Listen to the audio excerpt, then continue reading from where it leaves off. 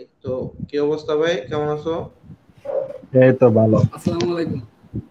আসসালাম। মুজিবের চেতনা পেজ থেকে আজকে আমাদের লাইভ শুরু হচ্ছে। তো আমাদের সাথে সম্মানিত অতিথিবৃন্দ সবাইকে জানাই স্বাগতম। আমি মোহাম্মদ হাবিবুর রহমান জয়।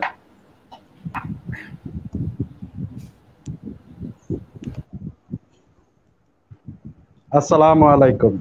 দূরে বা কাছে যারা আছেন, ওয়ালাইকুম যারা আমাদের এই লাইভ ফেসবুক লাইভ দেখছেন, সবাইকে জানাই শুভেচ্ছা। আমি ওয়াহিদুর রহমান সাজিদ। আমাদের সাথে এখন সংযুক্ত হয়েছেন সম্মানিত সভাপতি সালাউদ্দিন রানা ভাই, বাংলাদেশ আওয়ামী লীগ সিঙ্গাপুর শাখা। আমাদের মাঝে এখন উপস্থিত হয়েছেন, আমাদের সাথে সংযুক্ত হয়েছেন মোহাম্মদ পারভেজ আহমেদ রনক ভাই, মুক্তিযুদ্ধ মঞ্চ নারায়ণগঞ্জ জেলা।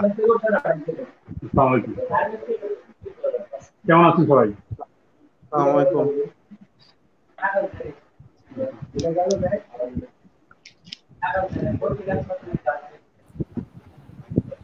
আলহামদুলিল্লাহ ভাই, ভালো আছি। তো আজকে আমাদের যে বিষয় সেটি হলো চেষ্টা আমজনতা সরকার। আসলে আমজনতার পক্ষ থেকে কতটুকু চেষ্টা করা হয়েছে এবং সরকারের পক্ষ থেকে কতটুকু চেষ্টা করা হয়েছে। যেহেতু করোনা ভাইরাসের কারণে সারা বিশ্ব একটা দুঃসময় পার করছে, তো সেই জন্য আজকে আমাদের এই লাইভটা। তো আমি প্রথমে সালাউদ্দিন রানা ভাইকে বলতে চাই, আহ, রানা ভাই, আপনি যদি একটু সংক্ষেপে আমাদের বলতেন যে আসলে সরকার এবং আমজনতার পক্ষ থেকে চেষ্টাটা কতটুকু করা হয়েছে এই লকডাউনে সবাই নিরাপদে থাকার জন্য এবং সবার পরিবারকে নিরাপদে রাখার জন্য। প্রথমে ধন্যবাদ জানাই আমাকে আপনাদের লাইভের সাথে সংযুক্ত করার জন্য। আমি প্রথমে শ্রদ্ধার সাথে স্মরণ করছি জাতির শ্রেষ্ঠ সন্তান, যার জন্ম না হলে আমরা বাংলাদেশ নামক একটি দেশ পেতাম না, জাতির জনক বঙ্গবন্ধু শেখ মুজিবুর রহমান। আমি শ্রদ্ধার সাথে স্মরণ করছি বাংলাদেশের স্বাধীনতা যুদ্ধের 30 লক্ষ শহীদদের, 2 লক্ষ মা বোনের ইজ্জতের, যাদের ইজ্জতের বিনিময়ে আমরা এই স্বাধীনতা পেয়েছি। আমি শ্রদ্ধা করে তাদের স্মরণ করছি। আসলে হ্যালো, আমার কথা কি শোনা যাচ্ছে? এই যে রানা রানা ভাই, আমরা শুনতে পাচ্ছি। আসলে আমাদের সরকারের একটা নির্দিষ্ট প্ল্যানিং ছিল। সেই প্ল্যানিংটা হচ্ছে, যখন আমাদের বাংলাদেশে করোনা আক্রান্তের সংখ্যা একেবারেই কম, সেই মুহূর্তে সরকারের দূরদর্শী চিন্তা ভাবনায় সরকার লকডাউনের ঘোষণা করে। তো আমাদের একটা ধারণা ছিল, লকডাউনের সরকার যে পরিমাণ সাহায্য সহযোগিতার মাধ্যমে লকডাউনটা ঘোষণা করছে, আমাদের ধারণা ছিল যদি 15 থেকে 20 দিন বা 1 মাস আমরা সেই সরকারের লকডাউনটা সঠিকভাবে মেনে চলতাম, আজকের পরিস্থিতিটা আমাদের দেখতে হতো না। আজকে গতকালকে বাংলাদেশের অ্যারাউন্ড 3000, আজকে অলমোস্ট 2500 ওভার। তো এই যে পরিস্থিতিটা, এই পরিস্থিতিটার জন্য আমি মনে করি আমরা সাধারণ জনগণই দায়ী, যারা সরকারের এত, আপনি চিন্তা, আমি আপনাকে জাস্ট বহির্বিশ্বে একটা এক্সাম্পল আপনাকে আমি টেনে দেখাচ্ছি। এক্সাম্পল আমি নর্থ সিঙ্গাপুর এক্সাম্পল টেনে দেখাচ্ছি আপনাকে। যেখানে যেদিন থেকে সরকার ঘোষণা করছে আজকে থেকে লকডাউন, বিশ্বাস করবেন কিনা জানি না, একটা মানুষ তো বের হবে দূরের কথা, যাদের সিঙ্গাপুরিয়ানদের পশু পাখি যারা রাস্তায় বের করে পশুদের নিয়ে হাঁটা চলা করে, তারাও সেটা বন্ধ করে দিয়েছে। তারা সরকারকে সাপোর্ট করেছে, তারা গভর্নমেন্টকে সাপোর্ট করেছে, কিন্তু আমরা তো সেটা করিনি। আমরা লকডাউন দিয়ে, সরকার লকডাউন দিয়েছে, পুলিশ প্রশাসনকে সব মাঠে নামতে হয়েছে মানুষকে গড়ে রাখার জন্য, সেনাবাহিনীকে মাঠে নামতে হয়েছে মানুষকে গড়ে রাখার জন্য, র্যাবকে মাঠে নামতে হয়েছে জনগণকে গড়ে রাখার জন্য, কিন্তু কেউ তো গড়ে থাকে নাই। আমরা কি দেখলাম, সরকার যেখানে পর্যাপ্ত পরিমাণ ত্রাণ সহযোগিতা করতেছে, সেখানে আমরা দেখলাম ত্রাণের জন্য মিছিল করতেছে, ত্রাণ পায়নি। সেম ওই ক্যাটাগরির ওই পরিবারের লোকগুলাকে আবার দেখলাম যখন মার্কেট ওপেন করে দেওয়া হলো, সীমিত আকারে শপিং মল, তারাই যে আবার শপিং করতেছে। যারা বলছে যে খাবার নাই, টাকা নাই, না খেয়ে মারা যাবো, তারাই আবার শপিং এর জন্য দৌড়াদৌড়ি করতেছে।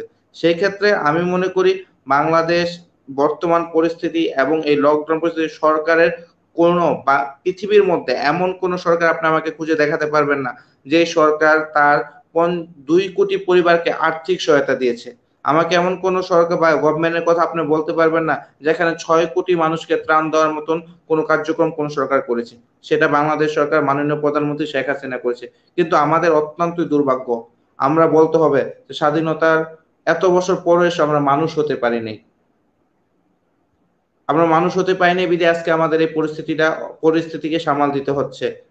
যদি সরকারের নির্দেশনা মেনে আমরা 15 দিন থেকে 1 মাস ঘরে থাকতাম প্রথম অবস্থায়, আমাদের এই মহামারীটা ছড়াতো না। যেহেতু আমরা সবাই জানি যে এটা ছোঁয়াছুঁয়ি একটা রোগ। একজনের আক্রান্ত ব্যক্তির স্পর্শ না আসলে আমি আক্রান্ত হব না।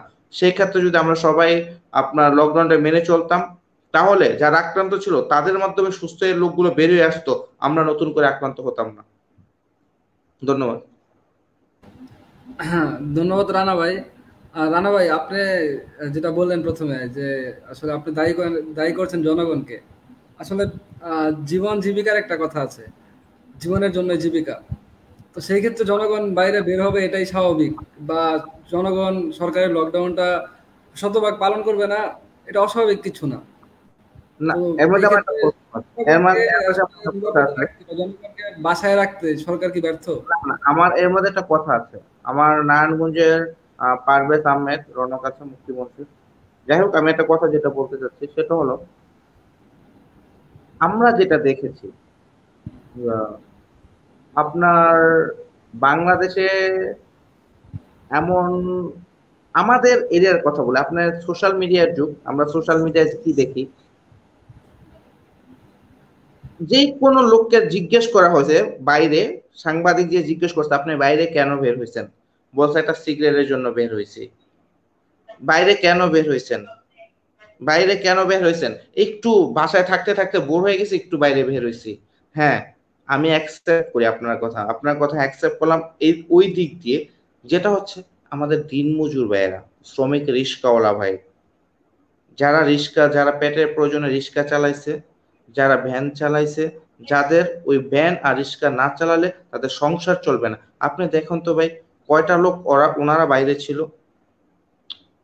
আমি তো পবিত্র ঈদ উল ফিতরের দিন কয়েকটা মিডিয়াতে দেখলাম বয়ফ্রেন্ড গার্লফ্রেন্ড নিয়ে ঘুরতে গেছে, যে মাস্ক পর্যন্ত নেই। সাংবাদিকরা জিজ্ঞেস করার পরে মানে maybe I I if I know wrong, the student only, the girls, ও অ্যান্সার করছে আর কতদিন ঘরে থাকবো, সিগারেট খেতে পাই না অনেকদিন যাবত, সেজন্য মাথা ঘুরতেছে। This is the reality. আমরা যতটুকু বলি যে ভাবতে, আমি চ্যালেঞ্জ করে বলতে পারি যদি কেউ আমার সাথে চ্যালেঞ্জ করে, আমি তার সাথে চ্যালেঞ্জ, বাংলাদেশের কোনো লোক, এমন কোনো পরিবার নেই যে পরিবারের কাছে অ্যাটলিস্ট 1 উইকস এর খাবার নেই।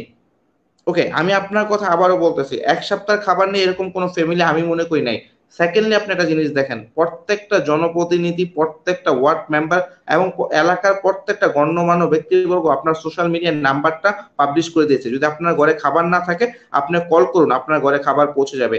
বাদ দিলাম পাবলিশ, আপনার প্রত্যেকটা হেডলাইনে, প্রত্যেকটা প্রধানমন্ত্রী হেল্পলাইন পর্যন্ত দেওয়া হয়েছে। আপনি হেল্পলাইনে কল করে আপনার খাবারের জন্য আপনি কল করতে পারবেন। আমরা কি দেখলাম, হেল্পলাইনে কল করে খাবারের জন্য কল না করে হেল্পলাইনে মহিলাদের কাছে জিজ্ঞেস করে যে আমার বন্ধু একটা ইন্স্যুরেন্স করছে 150 টাকার, ও মারা গেছে, এখন কি আমি তার ওয়াইফকে বিয়ে করতে পারবো? আমরা এই ধরনের সিনারিও দেখছি।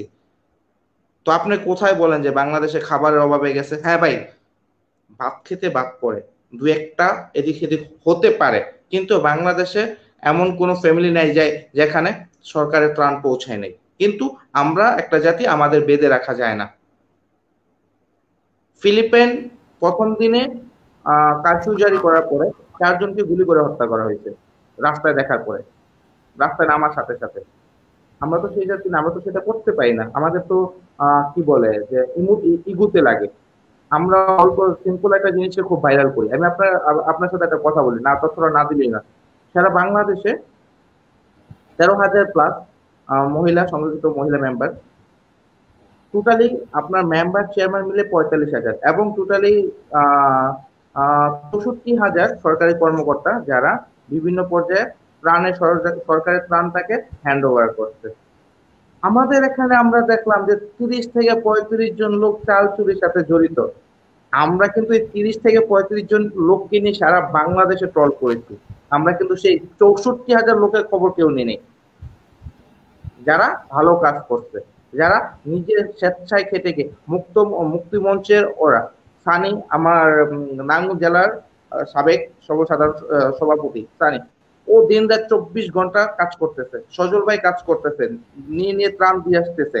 কই নারায়ণগঞ্জের এমন কোন ফ্যামিলি নাই যে আমি আমি আমার কানে শুনি। আমার নাম্বারটা পাবলিশ করা ছিল যে আপনারা যে কেউ যদি খাদ্যর জন্য না থাকে তাহলে আমাকে ফোন করবেন, আমি বাসায় যেয়ে খাদ্য পৌঁছে দেবো। আমি বিকাশে 1,27,000 টাকার উপরে দিয়েছি, যে আপনাদের দাতা আমি 1,27,000 টাকা বিকাশে সেন্ড করছি যে আপনারা কেউ বাইরে যাবেন না, কিন্তু আমি পরবর্তী দেখলাম আমি যাদের খাবার কিনতে টাকা দিচ্ছি তারা শপিং মলে শপিং করতেছে। This is the reality. আর ধন্যবাদ রানা ভাই, আমরা আবার আসবো আপনার কাছে একটু পরে। আমার প্রশ্নটা হলো রনক ভাইয়ের কাছে, যে জনপ্রতিনিধি বা বিত্তশালীরা আপনাদের পাশে, আপনাদের সংগঠনের পাশে কতটুকু দাঁড়িয়েছে? হ্যালো, সরি, আমি প্রশ্নটা বুঝতে পারলাম না, আবার যদি একটু বলতেন আমার জন্য সুবিধা হতো। আমি বললাম যে জনপ্রতিনিধি বা বিত্তশালীরা আপনাদের সংগঠনের পাশে এসে কতটুকু সাহায্য বা সহযোগিতা করেছেন?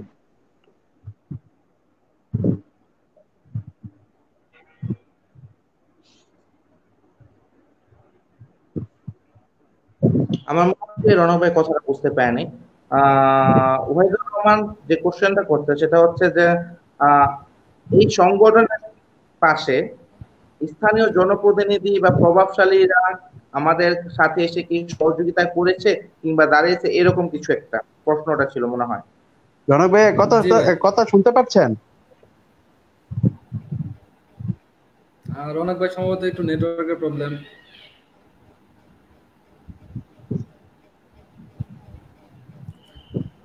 রনক ভাই আস্তে আস্তে আমরা একটু রানা ভাইয়ের সাথে কথা বলি। দুঃখিত, আমার নেট সমস্যা হয়েছিল, এখন আমি আবার শুনতে পাচ্ছি সবাইকে। আমার প্রশ্নটা রনক ভাইয়ের কাছে, যে জনপ্রতিনিধি বা বিত্তশালীরা আপনাদের সংগঠনের পাশে কতটুকু দাঁড়িয়েছে? ধন্যবাদ। আমি প্রথমেই স্মরণ করতে চাই আমাদের সর্বশ্রেষ্ঠ বাঙালি জাতির পিতা বঙ্গবন্ধু শেখ মুজিবুর রহমানকে। তারপরে স্মরণ করতে চাই আমাদের সেই বীর শহীদদেরকে, যাদের জন্য আমাদের আজকে আমরা আমাদের বাংলাদেশ পেয়েছি।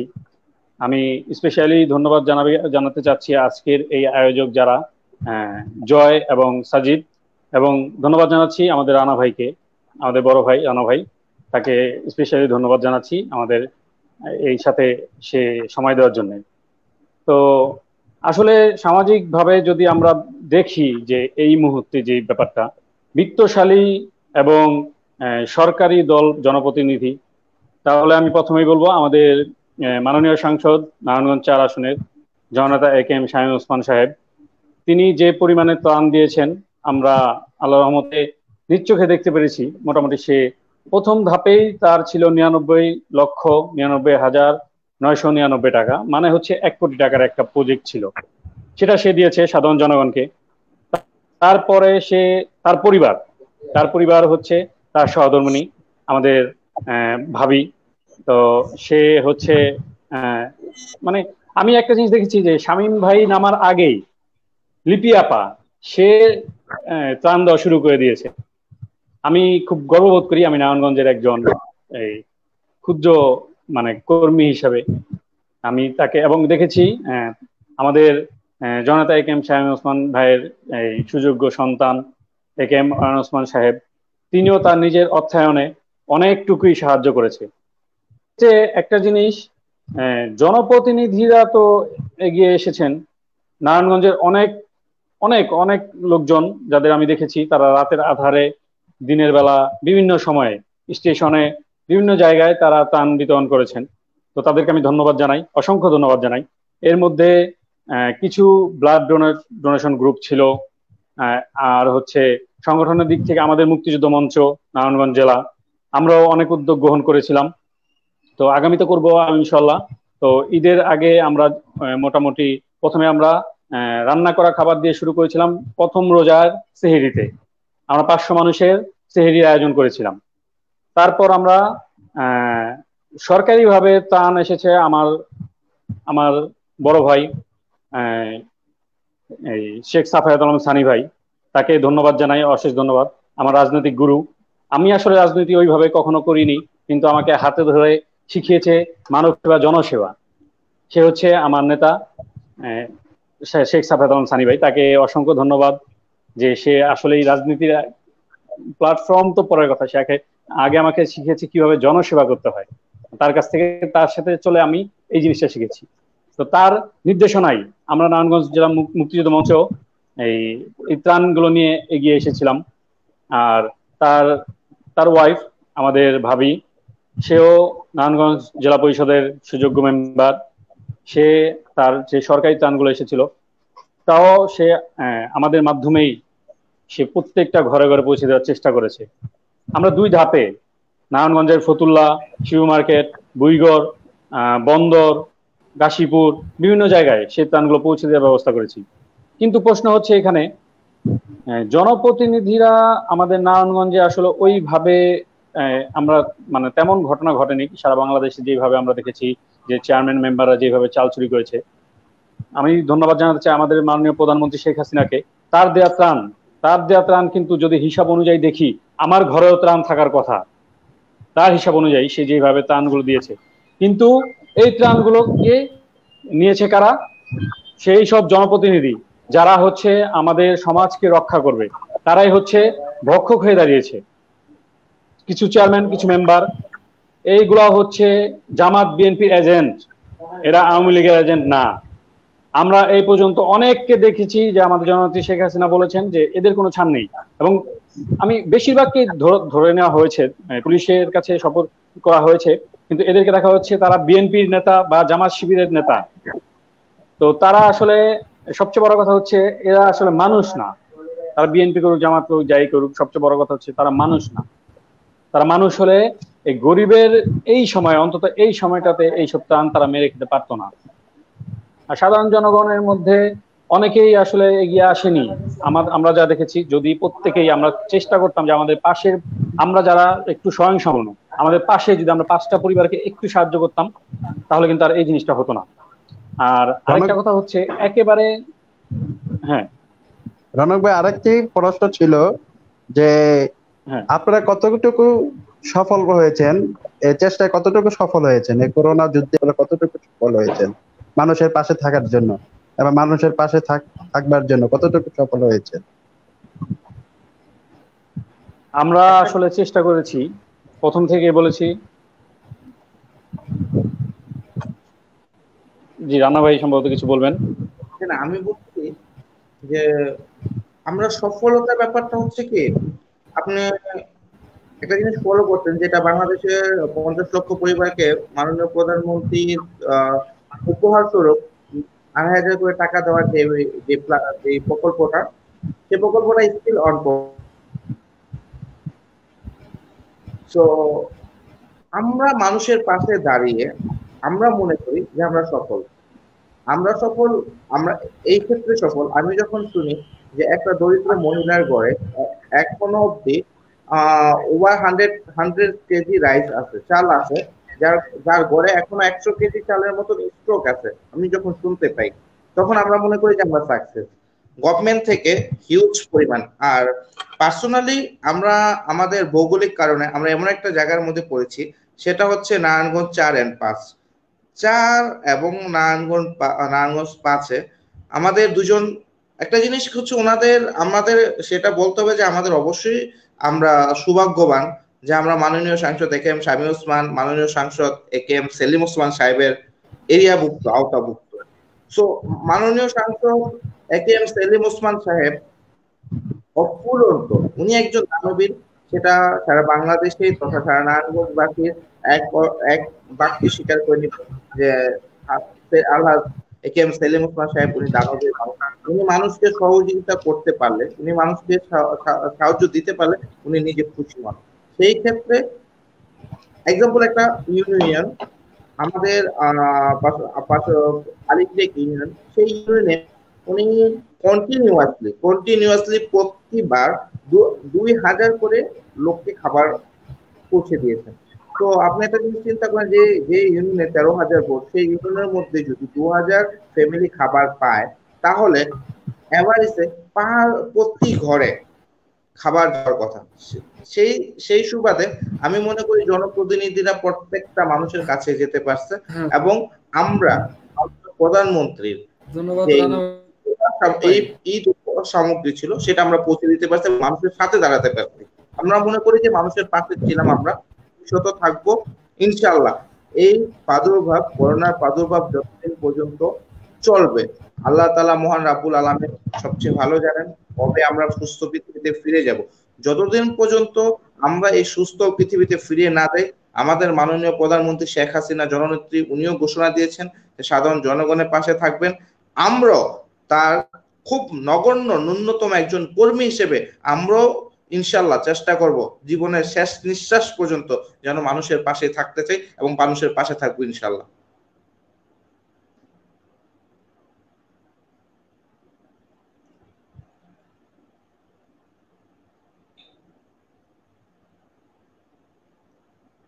আমাদের মনে হয় নেটে সমস্যা হচ্ছে না?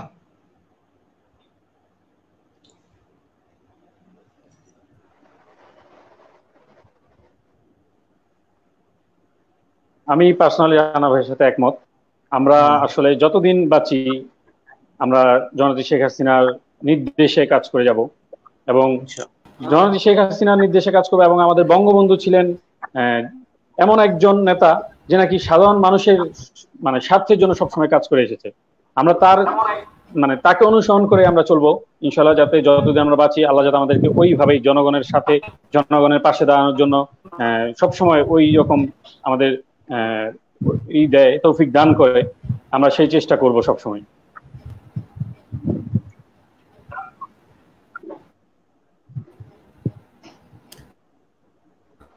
ধন্যবাদ রহমত ভাই। একটু রানা ভাইয়ের কাছে একটা প্রশ্ন ছিল। রানা মাঝখানে বললেন যে একজন সিগারেট খেতে পেরেছে।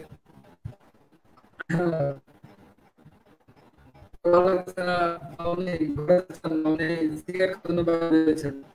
আমরা দেখলাম গত 2 দিন আগে সরকার প্রজ্ঞাপন জারি করেছে। আমাকে পরে যদি আমাকে আরেকবার করা হয়, কথাটা ক্লিয়ার ছিল না।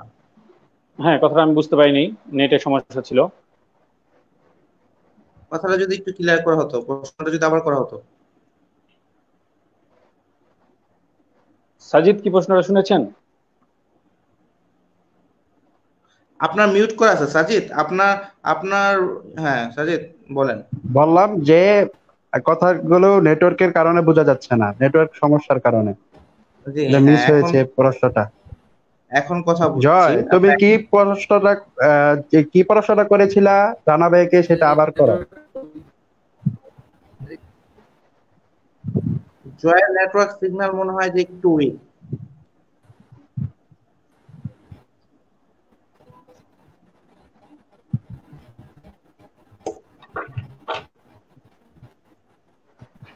সম্ভবত নেটওয়ার্কে খুব বেশি সমস্যা করছে, যে কারণে আমরা জয়কে শুনতে পাচ্ছি না। আমার একটা প্রশ্ন ছিল রানা ভাইয়ের কাছে, যে জ্বর বা মানে প্রশ্নটা হলো জনগণের, যে জ্বর বা ঠান্ডা লাগলে করোনা টেস্ট ছাড়া হাসপাতালে চিকিৎসা হয় না, সেই সম্বন্ধে আপনি একটু আপনার মতামত প্রকাশ করতেন। ধন্যবাদ ওয়াহিদ ভাই। আমি আপনাকে একটা তথ্য দিই, তথ্যটা আপনি কাইন্ডলি পরে যদি একটু সময় পান আপনি গুগলে সার্চ করে দেখে নেবেন। আমাদের এই ওয়ার্ল্ডে পৃথিবীতে পার ডে অ্যারাউন্ড 50,000 লোক, 50,000 লোক বেশি আক্রান্ত হয়ে মারা যায়। সেটা হচ্ছে হার্ট স্ট্রোকে, যেটাকে আমরা হৃদরোগ বলি। সেকেন্ডলি, নর্মাল ডিজিজ, আপনার জ্বর সর্দি ঠান্ডায় এভাবে নর্মাল ডেতে, নট আমি এখন এই করোনার সময়কালীন বলতেছি না, নর্মাল ডেতে সেখানে মারা যায় অ্যারাউন্ড আরো 50,000। সো সারা ওয়ার্ল্ডের মধ্যে আপনি হিসাব করে দেখবেন যে নর্মাল রোগের কারণে যেখানে পার ডে লক্ষাধিকের উপর লোক মারা যায়, সেই জিনিসটা কিন্তু ফ্লাশে আসেনি, হাইলাইটও আসেনি। এখন করোনায় পার ডে সারা ওয়ার্ল্ডে আপনার 30, 40, 50 হাজার লোক মারা যাচ্ছে, বা 30,000 বা 10,000 লোক মারা যাচ্ছে, আমরা কিন্তু সেটাকে হাইলাইট করে নিয়েছি। আমরা কি এটাকে একটা ভয় ভয় হিসেবে নিয়েছি, আমরা প্রচন্ড ভাবে ভয় পাচ্ছি। আমাদের আপনাদের একটা ইনফরমেশনের জন্য, সিঙ্গাপুর এই জগৎকালীন from January to until now আক্রান্তের সংখ্যা 30,000 প্লাস, ওদের মৃত্যু মাত্র 23 জন। From January to until now corona affected, ওদের মৃত্যু হচ্ছে মাত্র 23 জন, ওদের আক্রান্ত 30,000 প্লাস। তো আমি অনেকের সাথে, আমার আওয়ামী লীগের কিছু কর্মী আছে এবং মাইগ্রেন্টের কিছু স্বাস্থ্যকর্মী বা স্বেচ্ছাকর্মী আছে, ওদের সাথে ওরা করোনায় আক্রান্ত। আমার কিছু ছেলে সহযোগিতা করতে গিয়ে, যাদের হোম কোয়ারেন্টাইন ছিল, ওদের খাবার দিতে গিয়ে ওরা 4 জন আক্রান্ত আওয়ামী লীগের, এবং খুব ভালো ছিল। তো ওদের চিকিৎসার জন্য সিম্পলি চিকিৎসা, just some fruits, Napa Napa extra, এরকম কিছু জাতীয়, নট এনি আদার্স। তো সেই ক্ষেত্রে আমরা এখন জ্বর, ঠান্ডা, সর্দি বা কাশি হলে আমরা কেনই ডাক্তারের কাছে ছুটছি? আমার ফার্স্ট কোশ্চেন এটা। আচ্ছা, নর্মালি যখন করোনা ছিল না, তখন আমরা জ্বর, সর্দি, ঠান্ডা হলে কি করতাম? বাসায় বসে Napa extra, Panadol, something else, আমরা তো ওগুলো নিচ্ছি খুব ছোট কাল থেকে। যখন আমরা স্কুলে পড়াশোনা করি, তখন একটু বৃষ্টিতে ভিজার পর বা বৃষ্টি নামলে মাঠে ফুটবল খেলা, তারপর জ্বর সর্দি হয়ে গেছে, তো আমরা কি করতাম? আমরা তো ডাক্তারের কাছে ছুটি নেই, আমরা নর্মালি অ্যান্টিবায়োটিক, যেটা প্যারাসিটামল, নাপাএক্সটা বা এডস, এই ধরনেরটা নিতাম। আপনি চিন্তা করবেন না, যেটা বডি টেম্পারেচার, যেটা জ্বর সর্দি আমরা বলি, এটা নর্মালি শরীর ঠিক হয়ে যায়। আপনার শরীরে তাপমাত্রা বেড়ে যাতে যে আপনার জ্বরটা হয়, ঠিক হয়ে যায়। এখন আমাদের সমস্যাটা হচ্ছে, আমরা যেহেতু দেখেছি যে করোনা ভাইরাসটার সিমটমটা অলমোস্ট জ্বরের মাধ্যমে শুরু হয়, জ্বর, ঠান্ডা, কাশি, এরপরে বমি, বা তারপরে আপনার টয়লেটে বা পাতলা পায়খানা, যেটা এই সিমটমটা এরকম শুরু হয়। তো আমরা ঘাবড়াই যাই, আমরা ঘাবড়াই গিয়ে আমরা ডাক্তারের কাছে দৌড়াদৌড়ি করি। সেই ক্ষেত্রে ডাক্তারও তো মানুষ, আমরা কেন ডাক্তারদের দোষ দিব? ওদেরও তো জীবন আছে। তো ওনারা তো কতগুলো, আমাদের বাংলাদেশে, সারা বাংলাদেশে ডাক্তার, রোগীর তুলনায় ডাক্তার যে একেবারেই শর্টেজ, সেটা আমরাও জানি, আপনিও জানেন। একটা হসপিটাল, আমি জাস্ট আমাদের নারায়ণগঞ্জের সানি কিছুদিন আগে একটা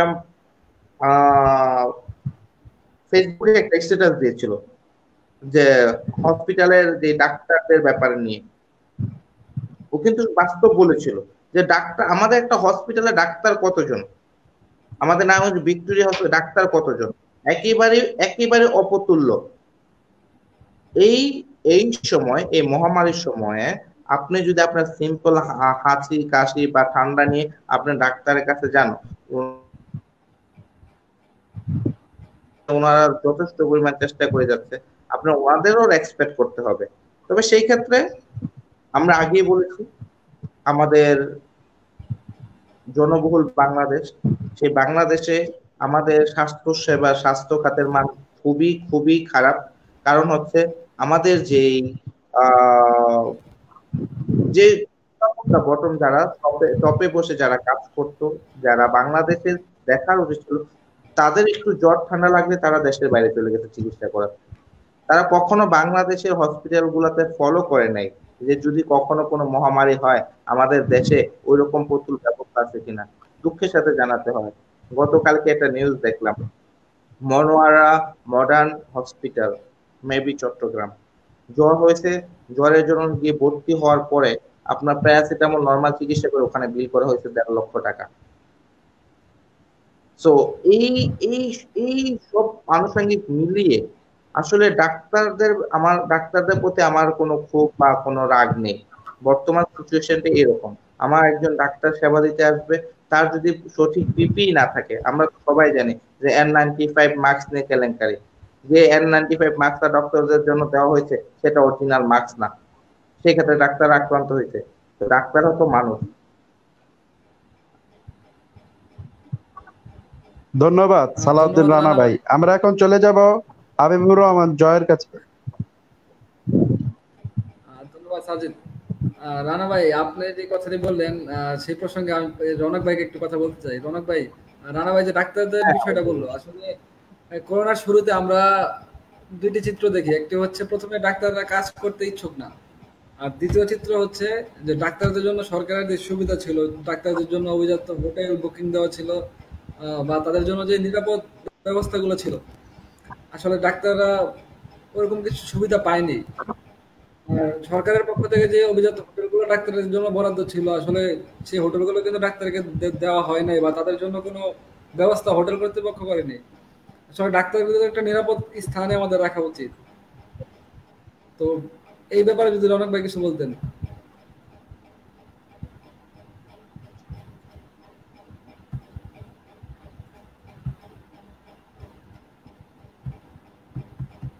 রনক ভাই, ধন্যবাদ। আপনার মিউট ধন্যবাদ করা আছে, জয়কে। আপনার ফোনটা মিউট করা আছে। ধন্যবাদ। ধন্যবাদ, সরি আমার মিউট করা ছিল। ধন্যবাদ জয় আপনাকে প্রশ্ন করার জন্য। আমরা যদি আসলে বহির্বিশ্বের দিকে তাকাই, তাদেরকেও আমরা দেখবো যে তাদের ইকুইপমেন্ট যেই যেমন পিপিই, তারপর হচ্ছে বিভিন্ন যেই মানে মাস্ক থেকে শুরু করে যেই সরঞ্জামাদি আছে, এগুলো কিন্তু আসলে একটা ছিল, মানে শর্ট বললি যেটাকে আমরা, শর্ট ছিল কিন্তু আসলে সেই তুলনায় আমাদের বাংলাদেশকে আমরা আসলে যতটুকু পেয়েছি, হ্যাঁ এটা বলবো যে মাস্কের যে ব্যাপারটা N95, আমরা সেই মাস্কটা নিয়ে তদন্ত চলছে। আমরা ইনশাল্লাহ এটার মানে আমাদের মাননীয় প্রধানমন্ত্রী এই তদন্ত করার নির্দেশ দিয়েছেন। এটার হয়তোবা আমরা মানে কোনো সুরা হয়ে যাবে খুব দ্রুত। তো যতটুকু পেরেছি, আমাদের রাষ্ট্র কিন্তু আসলে অত বড় না।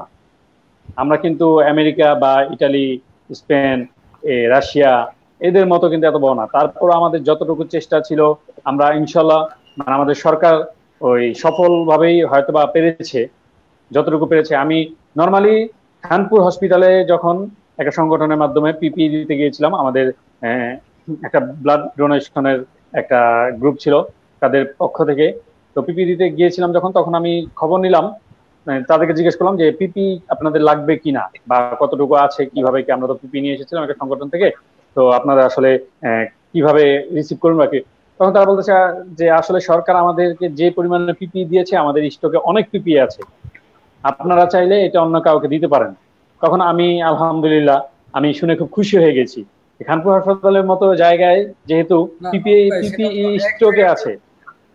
রনক ভাই, আপনি তো এক জায়গার চিত্র কথা বলছিলেন। আসলে আমি আমার যে কথা ছিল সেটা হচ্ছে ডাক্তারদের জন্য যে অভিজাত হোটেলটা বুকিং দেওয়া ছিল, হোটেলগুলো বুকিং দেওয়া ছিল, হ্যাঁ হোটেল হ্যাঁ কর্তৃপক্ষদের পক্ষ থেকে কিন্তু ডাক্তারদেরকে সেরকম সুবিধা দেওয়া হয়নি। আমরা অনেক হোটেলে তালা তালা লাগানো অবস্থায় দেখেছি।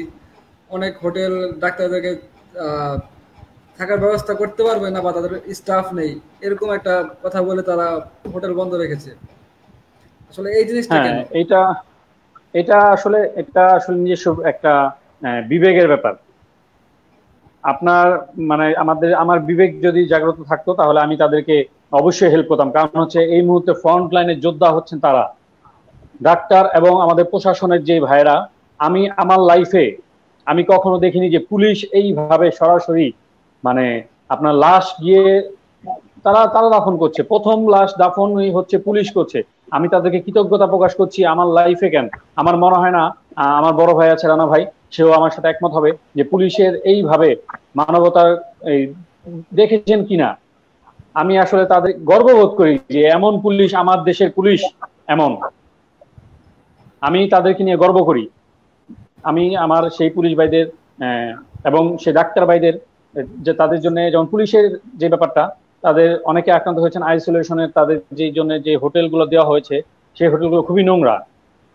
আমরা মিডিয়াতে দেখেছি ব্যাপারগুলো, আপনারা নিশ্চয়ই দেখেছেন যে এগুলো খুবই নোংরা।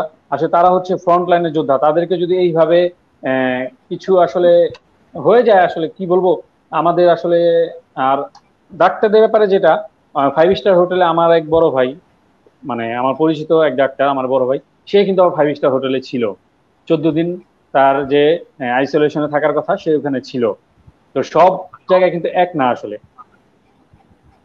এই আমি করোনাকালীন দেখেছি। সময়ে আমরা তো মানুষ দুই রকম মানুষ ছিলাম। আমরা এক ভিখারিকে চিনলাম যে তার ভিক্ষা করা টাকাগুলো জমানো টাকাগুলো দিয়ে দিল জনগণের জন্য 10,000 টাকা। আমরা আরেক ধরনের ভিখারিদের চিনলাম যে সরকারের তরফ থেকে যে ত্রাণ দেওয়া হয়েছিল গরিব দুঃখী অসহায় মানুষের জন্য, তারা চেয়ারম্যান, তারা জনপ্রতিনিধি হয়েও সেই চাউলগুলো তারা চুরি করে নিয়ে খায়।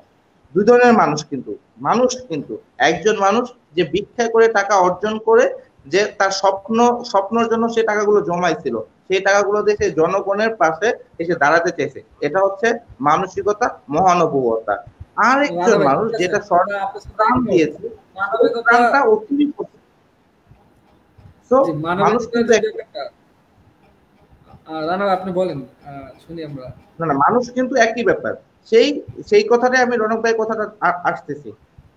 বাংলাদেশ সরকার প্রত্যেকটা নার্স এবং আইন শৃঙ্খলা বাহিনীর সদস্যদের জন্য সিস্টেম করেছে যে একজন আইন শৃঙ্খলা বাহিনীর সদস্য 14 দিন কাজ করবে কন্টিনিউয়াসলি।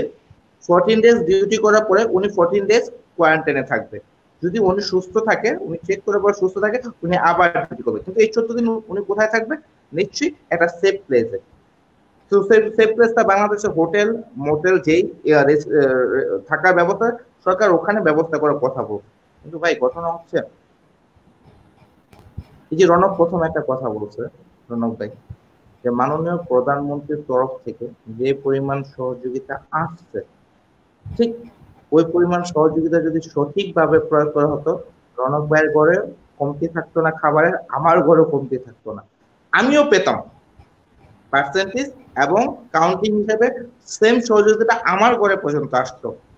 কিন্তু আমরা কি সেটা পেয়েছি? আমরা পাইনি। রানা ভাই তার মানে পাইনি। সবাই সবাই এখনো মানবিক হতে পারি নাই ভাই। আমরা টিভিতে নিউজ দেখেছি, হাজার হাজার লোক, হাজার হাজার বাড়িওয়ালা নোটিশ করে 3 মাসের ভাড়া মৌকুফ করে দিচ্ছে এবং বাড়িওয়ালা নিজে ত্রাণ সহযোগিতা করেছে। আবার আমরা টিভিতে এই নিউজও দেখেছি যে 2 মাসের সন্তান সহ বাড়ি ভাড়ার জন্য ঘর থেকে বের করে দিয়েছে, বাড়ি ভাড়ার জন্য শৈলে পেট্রোল ঢেলে আগুন ধরিয়ে দিয়েছে। সিম্পল। মানুষ আমরা সবাই এখন মানুষ হয়ে উঠতে পারিনি। আমরা অনেকে দেখতে আমাদের মানুষের মতন, কিন্তু আমরা মানে ওই যে একটা কথায় বলে যে অমানুষগুলো দেখতে মানুষের মতনই, তাই অমানুষগুলোকে চেনা যায় না। এই করোনা এসে ভাইরাসটায় দুনিয়াতে প্রাদুর্ভাব ঘটিয়ে গিয়ে আমরা বাংলাদেশে কিছু অমানুষের চেহারা চিনতে পারছি। আমাদের নারায়ণগঞ্জের একজন খুরশেদ আলম ভাই, উনি বর্তমান সারা বাংলাদেশের হিরো। সবাই এমন কেউ নাই যে ওনাকে চিনে না। কেন চিনে না? তার মহানুভবতার কারণে, তার কর্মে তাকে সবাই চিনে। সেম জিনিসটাই আপনার, আমরা যারা ছিলাম বা যারা পারছে বাড়ি ভাড়া মৌকুফ করতে জনগণের পাশে দাঁড়াইছে। অনেকে কি হয়েছে, এসালাম গ্রুপের প্রধান, উনি যদি ভাবতো যে বাংলাদেশে চীনের মতন 1 ঘন্টায় বা 2 ঘন্টা বা 3 ঘন্টায় হসপিটাল করবো, উনি করতে পারতো, ওনার ওই এবিলিটি ছিল। উনি তো করে নাই ভাই, মারা গেছে, টাকা নিয়ে তো যেতে পারে নাই। এখনো যারা চিন্তা করতেছে টাকা নিয়ে কবরে যাবে, নাথিং টু সে। আসলে রানা ভাই আমরা ব্যর্থ কোন জায়গাটায়?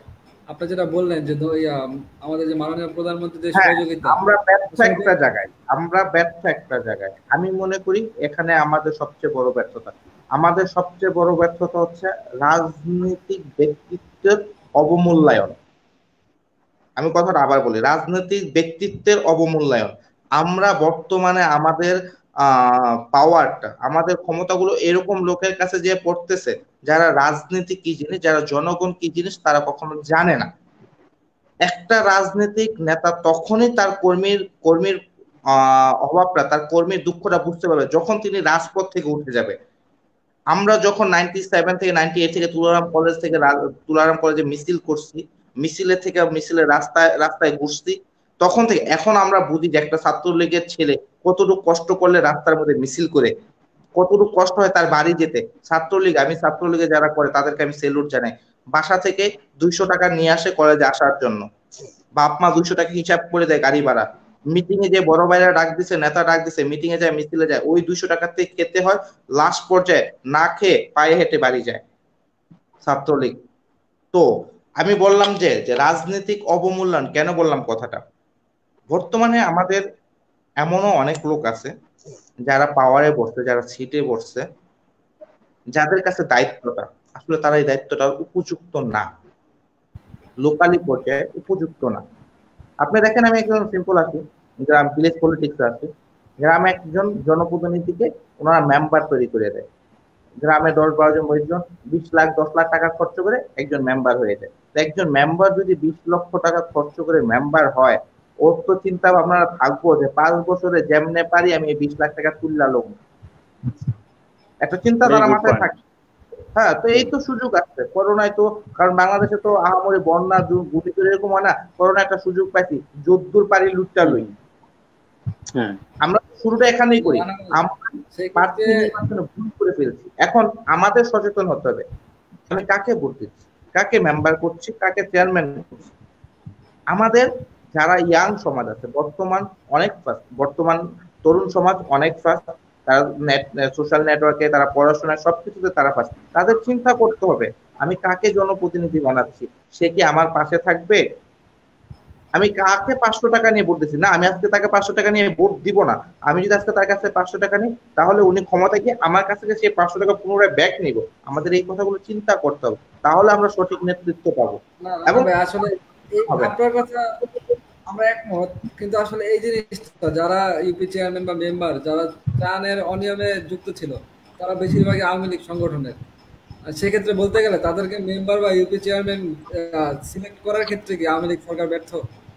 না, না, এখনো আমি বলি না, কেন না, আমি বিলিভ করি না যার বুকের ভিতরে, যার বুকে বঙ্গবন্ধুর আদর্শ ধারণ করে সেই লোক হতে পারে, আমি বিলিভ করি না। বঙ্গবন্ধু নিজের জীবনের অর্ধেকটা সময়, অর্ধেকেরও বেশি সময় জেলে কাটিয়েছে জনগণ জনগণ জনগণ করে। সেই নেতার কর্মী হয়ে কখনো জনগণের চাল চুরি করবে, সেটা আমি বিলিভ করি না। সেটা, হ্যাঁ, আমাদের কি হয়েছে, এই জনপ্রতিনিধিগুলো কারা, যারা রাতারাতি বোর্ড পাল্টিয়ে, জামাত শিবিরের লোক গায়ের চামড়া বোর্ড পাঠিয়ে, যারা আওয়ামী লীগের ব্যানারে এসে ওনারা জনপ্রতিনিধি হয়েছে, তাদের দ্বারা এই দুষ্কৃতগুলো সম্ভব। আমি মনে করি একজন খাঁটি মুজিব সৈনিক দ্বারা কখনো এটা সম্ভব না, একজন মুক্তিযোদ্ধার সন্তান দ্বারা কখনো এটা সম্ভব না। একজন মুক্তিযোদ্ধা দ্বারা, যে দেশের জন্য, দেশের মানুষের জন্য যুদ্ধ করছে, নিজের জীবনকে বাজি রেখে, সে কখনো দেশের মানুষের সম্পদ চুরি করে খেতে পারে না। একজন মুক্তিযোদ্ধার সন্তান, যার শরীরে মুক্তিযুদ্ধ রক্ত আছে, সে কখনো জনগণের টাকা, জনগণের হক মেরে খেতে পারে না। সেই ক্ষেত্রে কারাই ভুল, যারা আলবদরের সন্তান ছিল, কোনো না কোনো ভাবে রাজাকারের রক্ত যাদের বংশ, যাদের শরীরে, তারা জনগণের টাকা চুরি করে খায়, তারা, হ্যাঁ, হাইব্রিড। আমার নেত্রী বলেছিল একটা কথা, যে বর্তমানে হাইব্রিডদের কারণে, বর্তমানে অনুপ্রবেশকারীদের কারণে আসল আওয়ামী লীগ চীনা কষ্টকর হয়ে গেছে। এখন আপনি দেখবেন রণক, রণক যদি খেয়াল থাকে, আমি রণকের কথা, রণক ভাইয়ের কথা বলতেছি, যখন মোল্লা থেকে, দেবক মোল্লা থেকে একটা মিছিল বের করতে হইতো, হাতে গোনা কিছু লোক, 30-40 জনের লোক দিয়ে একটা মিছিল হতো, এর বেশি হতো না। তখন থেকে আওয়ামী লীগ, আর তখনকার লোকগুলো আমরা আওয়ামী লীগ করি, যে আমাদের একটা মিছিলে আমরা কষ্ট করতে। রানা ভাই, এখন তো, আপনার কথা এখন যদি বলি এখন তো এখন তো দেখা গেছে যে সবই আওয়ামী লীগ। না রানা ভাই, আমরা আপনি যে কথা বললেন যে এই অনুপ্রবেশকারী, থাকার কারণে, আমরা 3 ক্ষমতা থাকার কারণে এখন সবই আওয়ামী লীগ। না না রানা ভাই, আপনার কথা ঠিক আছে, কিন্তু আমরা আপনি যে কথা বললেন অনুপ্রবেশকারী, আসলে এই করোনার মধ্যে ত্রাণ অনিয়মে বরখাস্ত হয়েছেন প্রায় 54 বা 64 জন ইউপি চেয়ারম্যান। তো আপনার কথা অনুযায়ী এরা সবাই কি অনুপ্রবেশকারী? আমরা এখানে কারোর প্রাদুর্ভাবের মধ্যে ছাত্রলীগ গিয়ে কৃষকের ধান কেটে দিয়েছে, যুবলীগ কৃষকের ধান কেটে দিয়েছে। আমি তো আগে একটা কথা বলছি যে ভাত খেতে ভাত পড়ে, আমাদের একটা গ্রামীণ আঞ্চলিক ভাষায় আমাদের কথা, ভাত খেতে গেলে ভাত পড়ে। হ্যাঁ, হাতের 5টা আঙ্গুল যেরকম সমান হয় না, আমাদের সবগুলো লোক আওয়ামী লীগের বলেন সবটা সমান হয় না, আছে ভালোর মধ্যে খারাপের মধ্যে, খারাপ ভালো মিলিয়ে তো দেন। তবে নারায়ণগঞ্জের বা আশেপাশে আমাদের এই ধরনের মন মানসিকতা, সে বিএনপির হোক বা সে আওয়ামী লীগের হোক, এরকম কারো মন মানসিকতা নেই যে জনগণের টাকা মেরে খাওয়ার মতো। আমার মনে হয় যে আমাদের আমাদের দিকটা আমরা দেখেছি এরকম, হ্যাঁ আমরা দেখেছি হ্যাঁ, কিছু গ্রাম নারায়ণগঞ্জের মধ্যে সাইডে, আসলে আমরা এটা পাইনি। কিছু কিছু ডিপলি সাইডে আমরা এই জিনিসগুলো দেখেছি। তো সেই ক্ষেত্রে হয় কি, ওই সব এলাকার মধ্যে আহ আপনার পারিবারিক একটা ব্যাপার চলে, যেমন পারিবারিক একটা ব্যাপার বা একজন চেয়ারম্যান তার প্রভাবটা খাটানোর মতন এরকম একটা স্বচ্ছ জবাবদিহিতার মতো কিছু নেই। কিন্তু আমাদের এখানে স্বচ্ছ জবাবদিহিতা আছে। ধন্যবাদ মাননীয় প্রধানমন্ত্রীকে, যাদের নামে ক্লেম উঠছে, যাদের নামে কথা উঠছে, উনি তাদেরকে বাংলাদেশের ইতিহাসে প্রথম যে ইউপি চেয়ারম্যান এবং উপজেলা পর্যন্ত যে উনি বহিষ্কার করছে, বাংলাদেশে এটা প্রথম। এবং এই কথাটা সবার মানতে হবে যে জননেত্রী শেখ হাসিনার কাছে কোনো দল নেই, কোনো ব্যক্তি নেই, উনি ফেয়ার এবং ফেয়ার। রানা ভাই, আমরা আবার আপনার কাছে আসবো। আর রনক ভাই, আপনার কাছে শেয়ার করতে চাই, সেটি হলো যে নারায়ণগঞ্জ আসলে আমাদের যে পোশাক খাতটা বিজিএমইএ করোনার শুরুতে কিন্তু একটা চিত্র ছিল তাদের, বিজিএমএ বন্ধ ঘোষণা, বিজিএম এর জন্য প্রণোদনা, এবং করোনার ইনিশিয়াল স্টেজের একটু পরে যখন গার্মেন্টস গুলো খুলে দেওয়া হয়, তখন আসলে অনেক লোক আহ, প্রথমত বন্ধ করার সময় ঢাকা থেকে বাড়ি যায়, এবং দ্বিতীয়বার যখন খুলে দেওয়া হয় তখন বাড়ি থেকে ঢাকা আসে। আসলে সরকারের কতটুকু চেষ্টা ছিল গার্মেন্টস খাতটার দিকে, বা গার্মেন্টস পোশাক শিল্পকর্মীদের নিরাপত্তা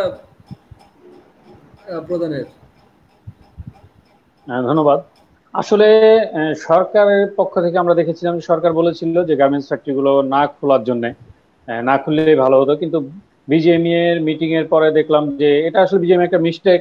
তারা আসলে কেন করেছে এটা তো আসলে আমরা বলতে পারবো না, কারণ তারা প্রথমে বলেছিল যে বন্ধ, তারপর আর কোনো কিছু জানায়নি যে কবে খুলবে ব্যাপারটা বা খুলেছে। অনেক মানুষ গ্রামে চলে যাওয়ার পর আবার গ্রামে চলে আসছে। তো আর সবচেয়ে বড় কথা কি, সরকার আসলে বলেছিল, আমরা দেখেছি সবাই মিডিয়ার মাধ্যমে দেখতে পেরেছিলাম যে সরকার বলেছিল যে গার্মেন্টস গুলো বন্ধ রাখার জন্য। তো এটা আসলে আমরা সরকারের ব্যর্থতা। হ্যাঁ, বিজেপি এর সভাপতি তার ব্রিফিং ও দেখেছিলাম। আসলে সরকার তো বলেছিল, এই বিষয়ে আমরা আসলে সরকারকে দোষ দিব কিভাবে, আমরা তো আসলে সেটা বুঝতে পারছি না। কারণ হচ্ছে সরকার তো তার দায়িত্ব পালন করেছিল, এখন মানা না মানা হচ্ছে বিজেপি এর ব্যাপার। আর সবচেয়ে বড় কথা হচ্ছে আমাদের বাংলাদেশে 50 লক্ষ 80% মানুষ শিল্পকর্মী কাজ করে গার্মেন্টস সেক্টরে। সেক্ষেত্রে আসলে ওই জায়গায় সরকারের ভূমিকাটা কতটুকুই থাকা দরকার? জয়, আমি রনকের সাথে একটা কথা অ্যাডজাস্ট করতেছি। বাংলাদেশের দুইটা সেক্টরের ব্যাপার, এক হচ্ছে গার্মেন্টস সেক্টর, এক হচ্ছে গণপরিবহন সেক্টর। এই দুইটা সেক্টরের কথা যারা না জানে তারা বলা বাহুল্য। গার্মেন্টস সেক্টরটা হচ্ছে বাংলাদেশের মোস্ট অফলি এত হিউজ পরিমাণ লোক কাজ করে, তারা যেই কোনো সময়, 80% লোক, প্রায় 80% হ্যাঁ, লোক এই গার্মেন্টস সেক্টর থেকে। কোনো সময় আহ একটা অপ্রীতিকর কিছু ঘটিয়ে ফেলতে পারে, অপ্রীতিকর কিছু ঘটিয়ে ফেলতে পারে। আহ আমাদের নারায়ণগঞ্জ হচ্ছে গার্মেন্টস সেক্টরের জন্য বিখ্যাত। সো এই নারায়ণগঞ্জের মধ্যে যে হিউজ পরিমাণ লোক সারা বাংলাদেশ থেকে আসে, এখন যদি গার্মেন্টস মালিকদের পক্ষ থেকে, আপনি জানেন যে গার্মেন্টস সেক্টরের সবচেয়ে সেকেন্ড ইন কমান্ড বা বড় একটা পজিশনে আমাদের মাননীয় সাংসদ আলহাজ সেলিম ওসমান সাহেব।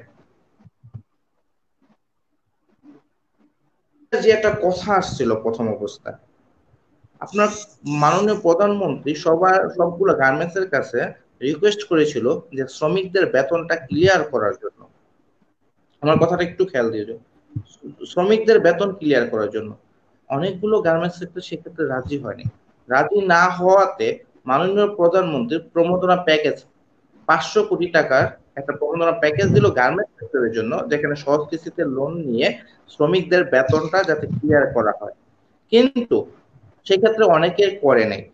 অনেক গার্মেন্টস মালিকরা অনলাইনে, টিভিতে, নিউজ পত্রিকায় ঘোষণা দিল যে আপনাদের কারো গার্মেন্টসে আসতে হবে না, আপনাদের বেতনগুলো ব্যাংকের মাধ্যমে পরিশোধ করা হবে। কিন্তু নর্মালি যে গার্মেন্টস শ্রমিকগুলো তারা কিন্তু সেই ঘোষণাটা শুনতে রাজি হয় নাই। তারা কি করেছে, গার্মেন্টসে এসে ভিড় জমাইছে এবং প্রত্যেকটা গার্মেন্টসে এসে তারা হিউজ পরিমাণ ক্রাউড গন্ডগোল করেছে। তো সেক্ষেত্রে বাংলাদেশের গার্মেন্টস সেক্টরকে এই মুহূর্তে কন্ট্রোলিং নেওয়াটা একটা বিশাল চ্যালেঞ্জিং এর ব্যাপার। গার্মেন্টস এবং পরিবহন সেক্টরটা কন্ট্রোলিং এ আনাটা বিশাল একটা চ্যালেঞ্জিং এর ব্যাপার। সো আমি মনে করি যে গভর্নমেন্ট জিনিসটা থেকে লুক করতেছে। এখন আমরা তো সবকিছু একজনের উপর ছেড়ে দিতে পারি না। আমরা মনে করি যে বাংলাদেশে এ টু টপ টু বটম মাননীয় প্রধানমন্ত্রীকে দেখতে হয়। আমি এদিন থেকেই বলি, গত এই বছরের আগের বছর ঈদ উল ফিতরের যখন রাত্রে 12টার সময় ডিক্লেয়ার দিতে হয় যে আগামীকালকে ঈদ, তখন আমাদের আর বুঝতে বাকি থাকে না এক মাননীয় প্রধানমন্ত্রী ছাড়া আমাদের আর কোনো রাস্তা নেই। তো উনি এই দিন রাত 24 ঘন্টা অক্লান্ত পরিশ্রম করে যাচ্ছেন দেশের এই কঠিন কিছু কন্ট্রোলে রাখার জন্য। সো ওনার পক্ষে এর থেকে বেশি কিছু করা, আমরা এর থেকে বেশি কিছু মাননীয় প্রধানমন্ত্রীর কাছ থেকে আর আশাও করতে পারি না। তবে আমাদের সর্বোপরি একটা কথাই বলতে চাই, মহান রাব্বুল আলামিন আমাদের এই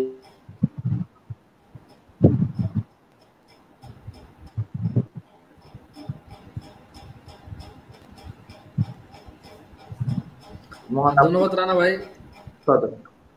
আমার একটা কোশ্চেন ছিল রানা ভাইয়ের কাছে।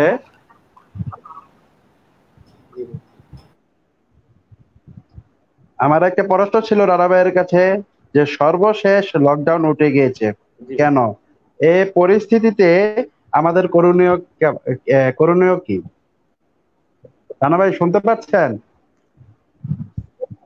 হ্যাঁ, আমি শুনতে পাচ্ছি। সারা ওয়ার্ল্ডের লকডাউন অলমোস্ট উঠে গেছে। তো সেক্ষেত্রে আমাদের বাংলাদেশের ফার্স্ট স্টেজ যেটা লকডাউন তুলে দিয়েছে, আমি আজকে 70 ডেজ 70 দিন যাবত আমি বাসায়, উইদাউট এনি নেসেসারি আমি বাসা থেকে বের হই না।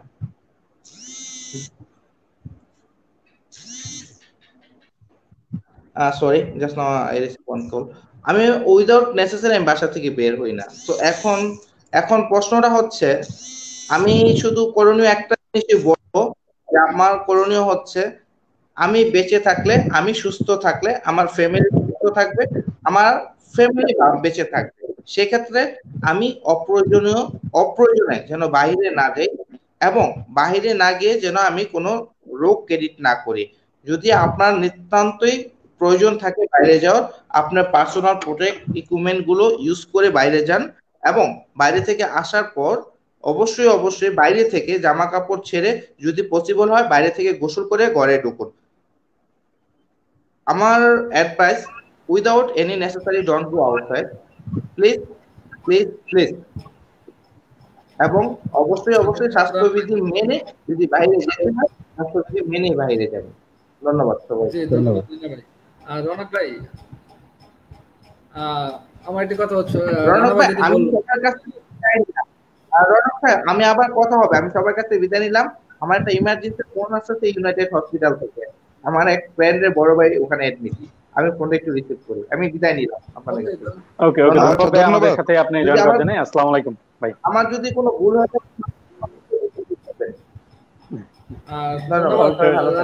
জয় বাংলাদেশ। আচ্ছা, আসসালামু আলাইকুম। রনক ভাই, যে প্রশ্নটি ছিল, আসলে রানা ভাই বললো যে আমাদের এখন করণীয় হচ্ছে যত সম্ভব বাসায় থাকা, নেসেসারি ছাড়া বাইরে না যাওয়া। তো আমি প্রথমে যে কথাটি বলেছিলাম, জীবন আর জীবিকা, তো জীবনের জন্যই জীবিকা। তো আমাদের জীবিকার প্রয়োজনে কিন্তু আমাদের বাইরে বের হতে হচ্ছে বা আমাদের কাজ করতে হচ্ছে। হ্যাঁ, সেটা আসলে ঠিক। আমাদেরকে এই জন্য বাইরেও বের হতে হচ্ছে। বাইরে কতটুকু স্বাস্থ্যবিধি মানা উচিত বা সরকারের কতটুকু হার্ডলাইনে যাওয়া উচিত এই দিকটা বিবেচনা করে।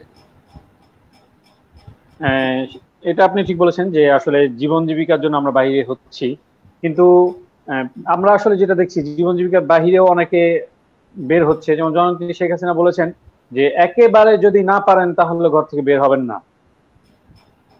সেক্ষেত্রে এখন দেখেন আপনি যে যারা নাকি গার্মেন্টস সেক্টরে বা বিভিন্ন অফিসিয়াল জবগুলো করছে, তারা এই সরকারের নিয়ম অনুযায়ী কি আসলে গার্মেন্টস সেক্টর গুলো সেই কাজগুলো করছে কিনা আমি জানি না।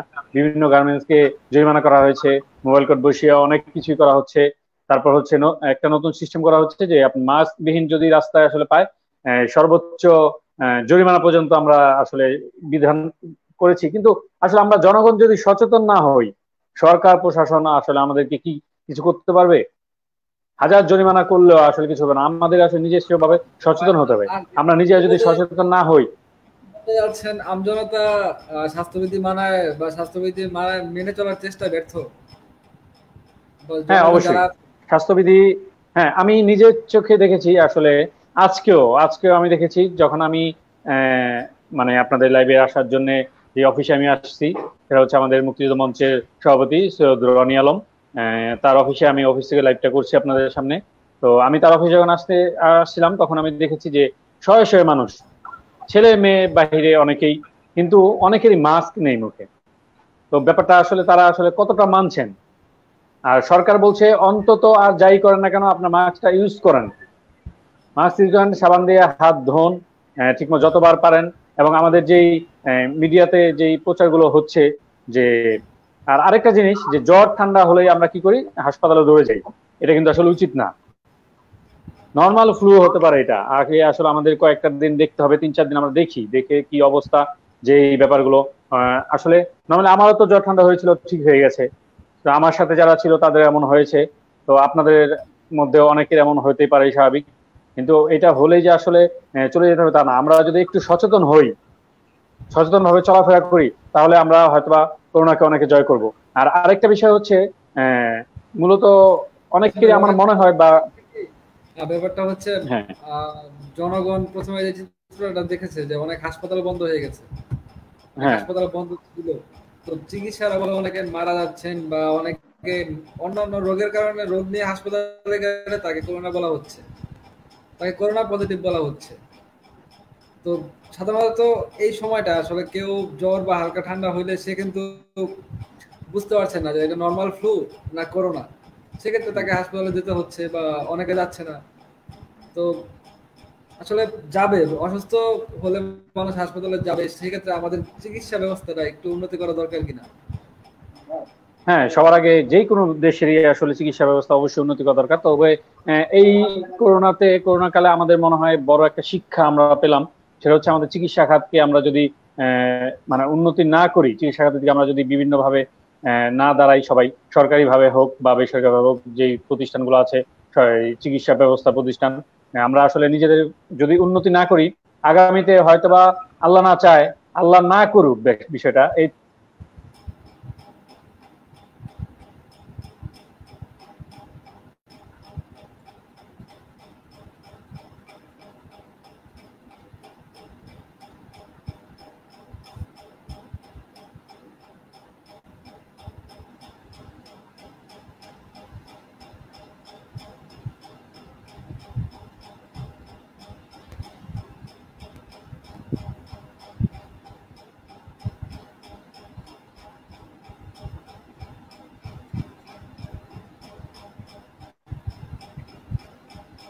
আর অনেক ভাই শুনতে পাচ্ছেন আমাকে?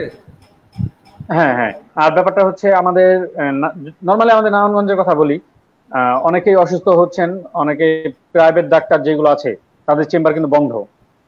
আর অনেক ভাই যদি আমরা সরকারি ডাক্তারগুলো, আমরা সারা বাংলাদেশের চিত্র দেখলে আসলে বুঝতে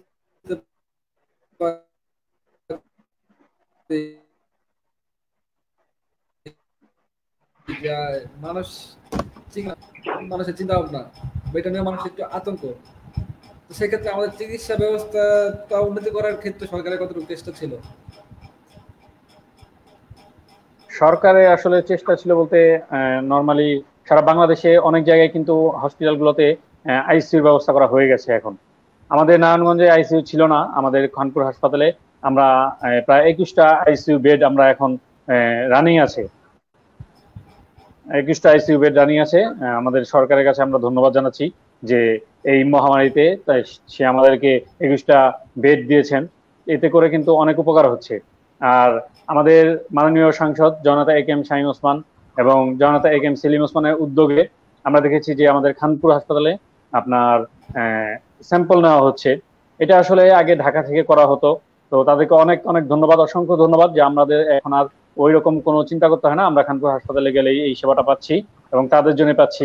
তো বাংলাদেশের প্রতিটা অঞ্চলে যদি এইরকম করা হতো সরকারিভাবে যে উদ্যোগগুলো নেওয়া হয়েছে, যদি প্রতিটা অঞ্চলে এই এমন করা হতো তাহলে হয়তোবা আমরা মানে মেন্টালি ভাবে অনেক সাপোর্ট পেতাম। আর করোনাকে জয় জয় করার সবচেয়ে বড় মাধ্যমই হচ্ছে আপনার মেন্টালি সাপোর্ট।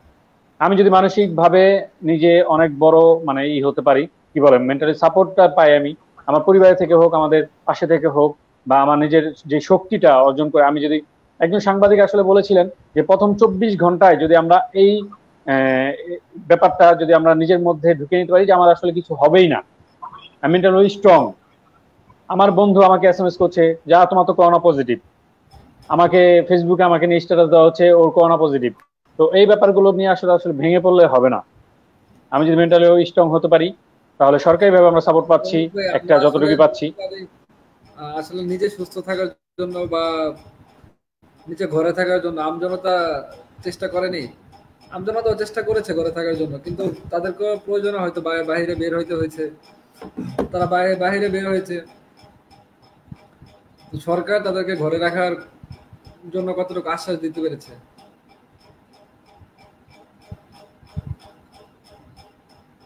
মানে আরেকটু বললে আমার জন্য ভালো হতো। আসলে আমজনতা বা জনগণকে ঘরে রাখার জন্য সরকার কতটুকু আশ্বস্ত করতে পেরেছে? হ্যাঁ, আমজনতাকে সরকার আসলে সবসময় জনগণের ভুল এটাও আমরা বলতে পারবো না, বা এটাও বলা উচিত না। না সব ক্ষেত্রে যে আসলে জনগণের ভুল তা না, কারণ জনগণ যে বের হচ্ছে তাদের জীবিকার জন্য বের হচ্ছে। অনেকেই, বেশিরভাগই জীবিকার জন্য বের হচ্ছে, এটা সত্যি কথা। আর কিছু কিছু আছে উৎসাহী জনতা, তারা আসলে দেখতে বের হচ্ছে যে করোনা রোগী কেমন, আসলে করোনা রোগী আমি একটু দেখে আসি। আসলে যারা সরকার আসলে ঢাকা এসেছে গার্মেন্টস দ্বিতীয়বার খোলার পর, তারা আসলে কিন্তু শকে আসেনি। তারা অবশ্যই তাদের চাকরিটা যেন না হারায় বা তাদের বেতনের জন্য ঢাকা তাদের আশা। হ্যাঁ, এটা সত্যি। তবে একটা জিনিস, যে সরকার যে প্রণোদনা প্যাকেজ ছিল, সেই প্যাকেজের ব্যাপারে আমার যতটুকু, আমি মানে পার্সোনালি আমি যতটুকু বলতে চাই যে গার্মেন্টস মালিকরা চাইলে কিন্তু সরকারের প্রণোদনা প্যাকেজের জন্য বসে থাকার কোনো দরকার ছিল না। তারা চাইলে সারা বছর কি তারা ব্যবসা করেনি? তারা কি অন্তত 1 মাস 2 মাস কি তারা শ্রমিকদের চালাতে পারতো না? তাদের কি সেই ক্ষমতাটা ছিল না? এবং অনেক গার্মেন্টস আপনার যে স্বাস্থ্যবিধি মেনে নেওয়ার যে মানে স্বাস্থ্যবিধির যে ব্যাপারটা, এটা তারা মানে কতটুকু মানছেন, তাদের শ্রমিকদের নিরাপত্তার জন্য কতটুকু করছেন, এটা আসলে আমরা অনেকেই দেখতে পাচ্ছি। তো তাদের কাছে আসলে সরকার অনুরোধ করছে প্রত্যেকটা সময় যে জনগণের জন্য আপনারা কিছু করেন, যতটুকু পারি।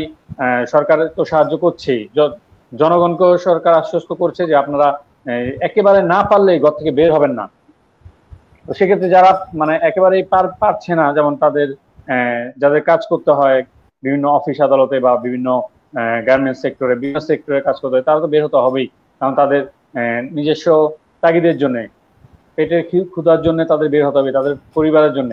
তো সেই সব মানুষদের যারা পায়ে হেঁটে এসেছেন তাদের ক্ষেত্রে আমি বলবো যে পরিবহন, সরকারের চেষ্টাও ছিল জনগণকে সুস্থ রাখার, ঘরে রাখার। লকডাউনে যেন তারা বাসায় থাকে, সরকারের এই চেষ্টা ছিল। জনগণের চেষ্টা ছিল যেন নিজে সুস্থ থাকি, নিজের পরিবারকে সুস্থ রাখি, বাসায় থাকি। তো সেক্ষেত্রে জীবিকার জন্য অনেকে বাইরে ছিলেন, অনেকে এমনি বাইরে ছিলেন। আসলে করোনা নিয়ে আমাদেরকে বাঁচতে হবে। তো সেক্ষেত্রে যেহেতু আমাদের সরকার শিথিল করে দিয়ে আমাদের কর্মকাণ্ডগুলো চালু হয়ে গেছে, তো সেই ক্ষেত্রে আমাদের এখন কিন্তু চলতে হবে, কতটুকু স্বাস্থ্যবিধি মেনে কাজ করতে হবে। যদি সংক্ষেপে বলেন। হ্যাঁ, আমাদের স্বাস্থ্যবিধি মানতে তো অবশ্যই হবে, আমাদের নিজের বাঁচার জন্য স্বাস্থ্যবিধি মানতে হবে। কারণ হচ্ছে আমাদের আজকের রিপোর্টে আমরা দেখলাম যে দিনে দিনে বাড়ছে, কিন্তু রোগী দিনে দিনে বাড়ছে, পজিটিভ পাওয়া যাচ্ছে। তো সেক্ষেত্রে আমাদের অবশ্যই সচেতন হতে হবে। সে হচ্ছে আমাদের নিজের জন্য, আমাদের নিজেকে বাঁচিয়ে রাখার জন্য আমাদের সচেতন হতে হবে। অবশ্যই মাস্ক পরতে হবে। আমরা যতটা পারবো চেষ্টা করবো একজন আরেকজনের থেকে দূরত্ব বজায় রাখার জন্য। আর যদি দেখা যায় যে কোনোভাবে জ্বর, কাশি বা ঠান্ডা কোনো একটি মানে লক্ষণ আমরা পাই, আমরা ন্যূনতম কয়েকটা দিন পরিবারের কাছ থেকে একটু দূরে থাকার চেষ্টা করব, যদি সম্ভব হয়। তাহলে কারণ হচ্ছে আমি নিজে একজন, কিন্তু আমার সাথে আমার পরিবারের সকলে জড়িত। আমার জন্য যাতে আমার পরিবার বা আমার সমাজের কারো ক্ষতি না হয় সেদিকে খেয়াল রাখার জন্য সবাইকে অনুরোধ করব, এবং আমরা সচেতন হলে ধন্যবাদ রওনক ভাই। হয়তোবা এই করোনাকে আমরা জয় করতে পারবো। তো আমরা বলতে পারি শুধু সরকার নয়, আমাদের নিজেদেরকেও চেষ্টা করতে হবে সচেতন থাকার, সুস্থ থাকার, পরিবারকে সুস্থ রাখার। তো হ্যাঁ, অবশ্যই ধন্যবাদ রওনক ভাই। অবশ্যই আমাদের নিজেদেরকে সচেতন থাকতে হবে। ধন্যবাদ জয়, আপনাকে আমাকে এইখানে ডাকার জন্য আপনাকে অসংখ্য ধন্যবাদ। ধন্যবাদ। তো ভাই আমরা আবার আপনার সাথে কথা আলোচনা করব। ভালো থাকবেন, সুস্থ থাকবেন। আর প্রিয় দর্শক যারা আমাদের লাইভ দেখছেন সবাইকে অসংখ্য ধন্যবাদ আমাদের সাথে থাকার জন্য। সবাই ভালো থাকবেন, সুস্থ থাকবেন। আমরা আমাদের লাইভটা আজকে এই জায়গায় শেষ করছি। ধন্যবাদ রওনক ভাই। সবাইকে ধন্যবাদ। আসসালামু আলাইকুম। ধন্যবাদ।